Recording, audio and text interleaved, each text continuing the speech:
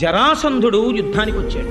ఎందుకు వచ్చాడో తెలుసా అండి? కంసుడి యొక్క భార్యలు ఇద్దరు జరాసంధుడి కూతురు. వీళ్ళు వెళ్ళి జరాసంధుడికి మొరబెట్టుకున్నారు, మాకు వైధవ్యం వచ్చింది, కృష్ణుడు సంహరించాడు మా భర్తని. జరాసంధుడికి కోపం వచ్చి అక్షౌహిణీల సైన్యాన్ని తీసుకుని కృష్ణుడి మీదకి యుద్ధానికి వచ్చాడు.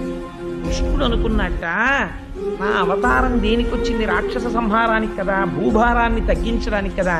నేను వెతుక్కుంటూ వెళ్ళి ప్రతి చెడ్డవాణ్ణి నేను ఎక్కడ చంపుతాను?